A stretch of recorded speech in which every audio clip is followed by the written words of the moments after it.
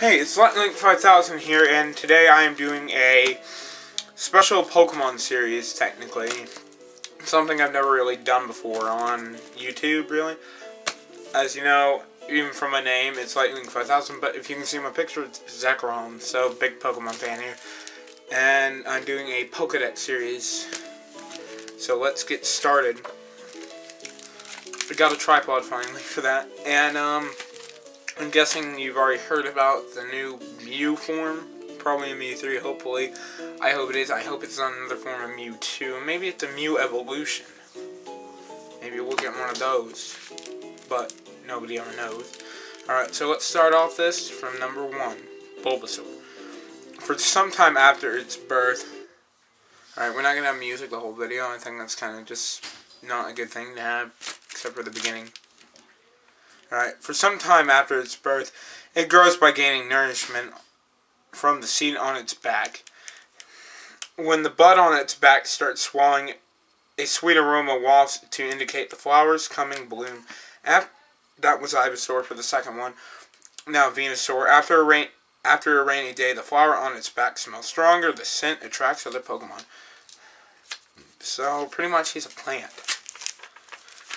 He's a grass type. Mainly he's a flower.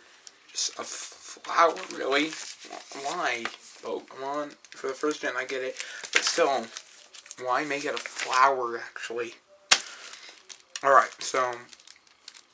Charmander. The fire on the tip of its tail is a measure of its life. If healthy, its tail burns intensely. Okay? In the Rocky Mountains where Charmeleon live, their fiery tails shine at night like stars. So, Charmeleon, I guess there's a good amount of them there in the mountains. So, they look like a star constellation, pretty much. I don't know, it's Pokemon. It doesn't always make sense. It's gamer logic. Alright, Charizard. It is said that Charizard's fire burns hotter if it has experienced harsh battles. So, the stronger it gets, the hotter its tail is. I guess. Alright, now we're on to Squirtle, Wartortle, and Blastoise. Squirtle. It shelters itself in its shell, then strikes back with spouts of water at every opportunity. Alright, so Wartortle. It is said to live 10,000 years. Its furry tail is popular as a symbol of longevity. So, pretty much the first two evolutions are a squirrel turtle, and then Blastoise. The jets of water on its spouts from the rocket cannons on the shell can punch through thick steel. So this thing is basically, its water is as strong as a laser. Okay, so these Pokemon are pretty violent, if you don't ask me, but they're also, first generation was based on, I don't know, science, pretty much, mutations of Pokemon, yeah. So, here we go, Caterpie.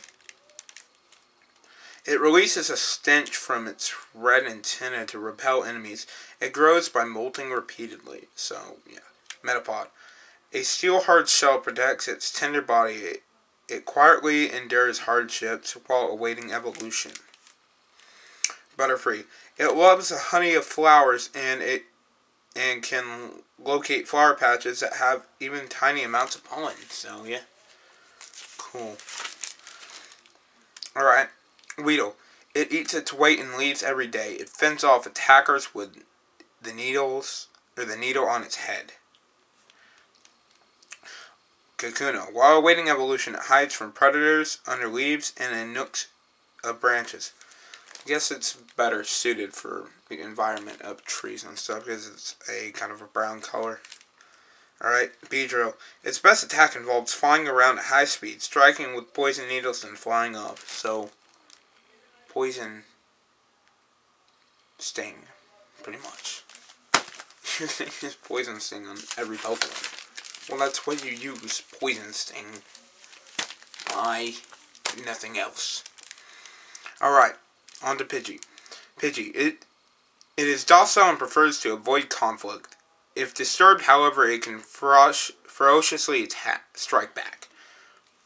It Pidgeotto. It flies over its wide territory in search of prey, downing it with its highly developed claws. So this thing's a hunter. And then Pidgeot.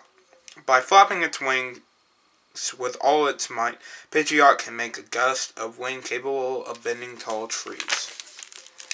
Alright, now Rattata. And literally is a mouse, a rat. Cautiously, in the extreme, its hardy, vitality lets it live in any kind of environment. Sorry for the stuttering. These are always annoying to do. It whittles its constantly growing fangs by gnawing on hard things. It can chew apart cinder walls. Okay, that's Raticate for you. Now Spearow. It flaps its small wings busily to fly, using its beak and searches in grass for prey. Fearow. It has the stamina to fly all day on its broad wings. It fights by using its sharp beak. Fearow and Spearow are kind of crazy Pokemon, I guess, because they really just attack every little thing. Alright, Ekans. It sneaks through grass without making a sound and strikes unsuspecting prey from behind. Alright, Arbok. The pattern on its belly is for intimidation. It constricts foes while they are frozen in fear. So pretty much just paralyzes a foe out of fear, makes them paralyzed for a second, and then strangles them to death. Okay. Sandshrew. To protect itself from attacker, it curls up into a ball. It lives in arid regions in minimal rainfall. So, the Sandshrew is literally an armadillo. And Sandslash. It curls up and then rolls into foes with its back. Its sharp spines inflict severe damage. Which are the spikes on its back. You can't see that, can you? Can you see? There we go. Yeah. There you go. So pretty much, it's a spiky morph ball Samus, pretty much. Metro. Alright, now on to Pichu. Did I skip something? Did I? No, I did not. Okay. Alright, Pichu. The electric sacs in its cheeks are small.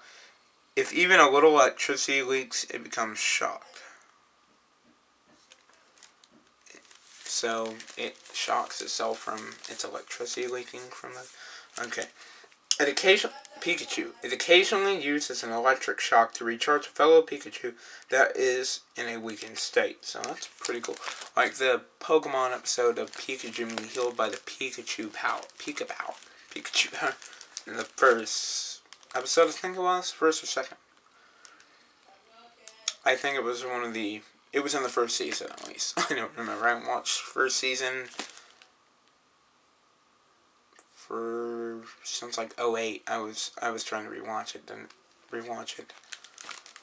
And I'm just waiting the end series now. Okay, so Raichu. Its tail discharges electricity into the ground, protecting it from getting shocked. Okay, so yeah.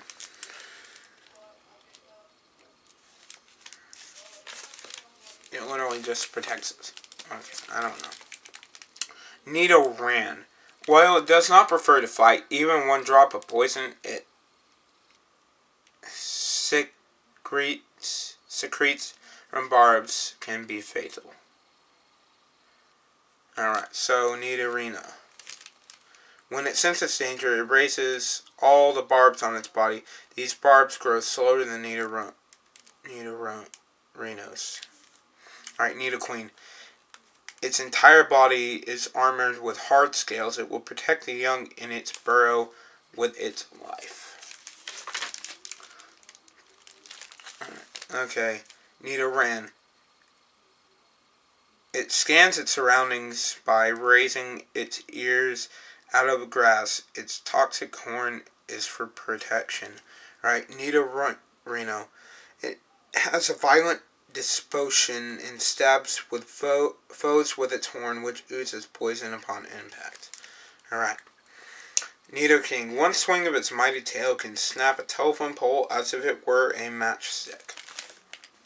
Okay, you don't want to mess with him. It'll break you in half like a twig. Alright. How many more do we got? Okay, we're almost done. We got about...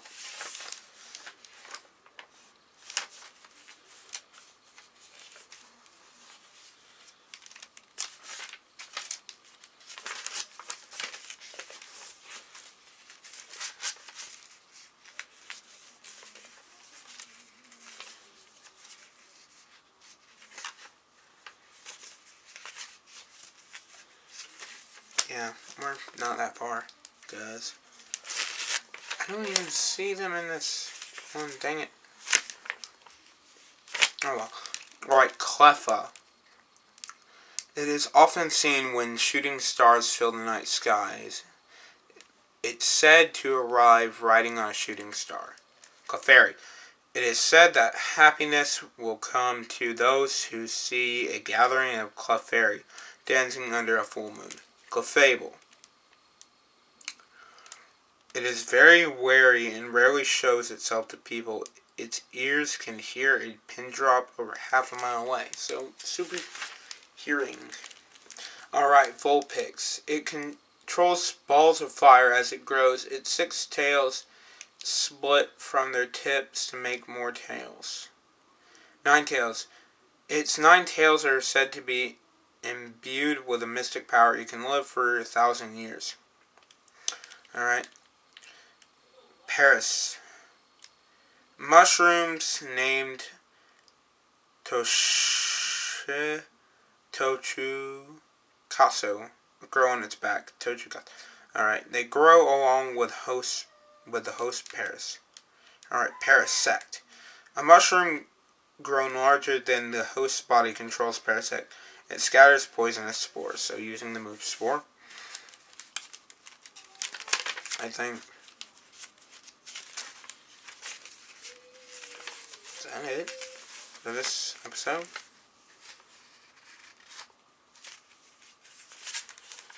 Yeah, it looks like it is. So.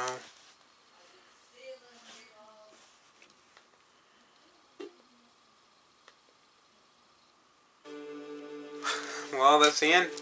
And we're going to an interesting fact of the day. Yeah, I had to play the Cyrus music. Of course I did. And fact number 1 is Tyrogue evolves differently depending on its stats. Tyrogue can evolve to become Hitmonlee, Hitmonchan, or Hitmontop. This depends on its attack and defense at level 20. Using protein to increase the base attack stat or iron to increase the base defense stat will help you evolve it to your liking. Alright, so attack is higher than defense for Hitmonlee, defense is higher than attack for Hitmonchan, and attack and defense are the same for Hitmontop. I know Hitmonchan, Hitmonlee, and Hitmontop and Tyrogue weren't in this episode. I'm sorry about that, but they'll be, I think, in the next one actually, which I'm going to be trying to do these every couple days. Okay? Well, I guess I'll catch you guys next time. This is Lightning 5000. I'm sorry I don't have any big production thing, any pictures anywhere, or anything like that. I'm just doing this with a camera and a tripod and my iPod radio. So, yeah. I will catch you guys later, and Pokemon the whole time. See?